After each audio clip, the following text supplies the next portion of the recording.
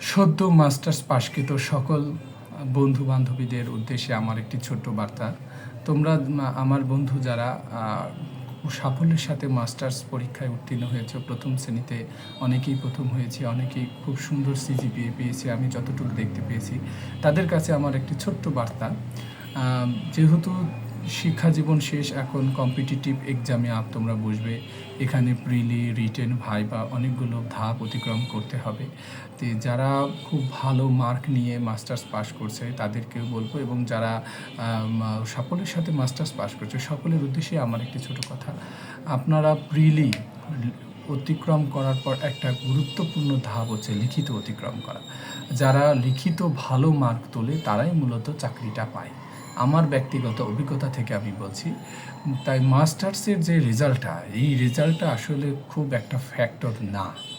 এটা আসলে মেনে নিতে কষ্ট হলো, এটাই সত্য। আপনি যতটা লিখিত অ্যাকাডেমিক ইয়ার এবং চাকরির যে পড়াশোনা, এই দুইটা সত্যি আলাদা। যারা একাডেমিতে ভালো তারা যে সবসময় চাকরিতেও ভালো করে, বিষয়টা কিন্তু এরকম না। যে চাকরির বাজারে, চাকরিতে পড়াশোনা লেভেলে যে দক্ষ, সেই মূলত চাকরিটা পাবে।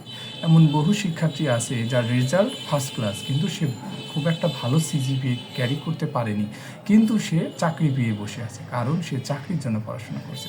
তাই যাদের রেজাল্ট ফার্স্ট ক্লাস বা সেকেন্ড ক্লাস, যে ক্লাসই থাকুক, অন্তত সেকেন্ড ক্লাস এবং সিজিপিএ যাই হোক, তা আপনাদের উদ্দেশ্যে বলবো আপনার লিখিতটা খুব ভালোভাবে দিবেন। আমার অনেক বন্ধুদের দেখছি যে তোমরা দ্বিতীয় শ্রেণী পেয়েছো, আমার ক্লোজ কিছু বন্ধুদের দেখছি। এটা আসলে হতাশ হওয়ার কোনো সুযোগ নাই।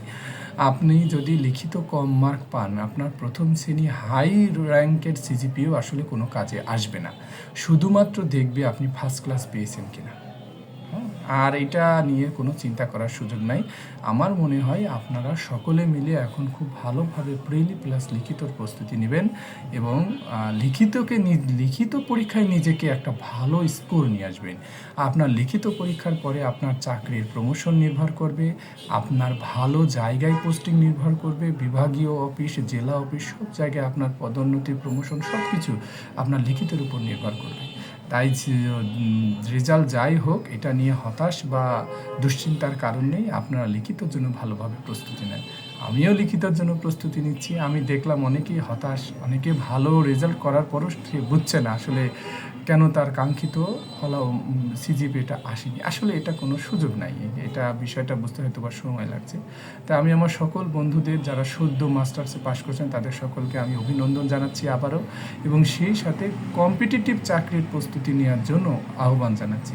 আপনারা সবাই সরকারি অফিসার হন। ছোটো ছোটো যে প্রকল্পগুলো আছে, বিভিন্ন প্রজেক্ট আছে, সুমারি, বর্তমানে যে ফ্যামিলি কার্ডের সুমারি হচ্ছে, এরকম ছোটো ছোটো সুমারিতে আপনারা যুক্ত হবেন এবং অভিজ্ঞতা ক্যারি করবেন। সেই সঙ্গে পড়াশোনা কিন্তু অবশ্যই করতে হবে, তাই না? সকলে চাকরি হোক, সবাই বেকারত্ব থেকে মুক্তি পাক, এটাই আমার প্রত্যাশা। সকলের জন্য শুভকামনা রইল। ধন্যবাদ।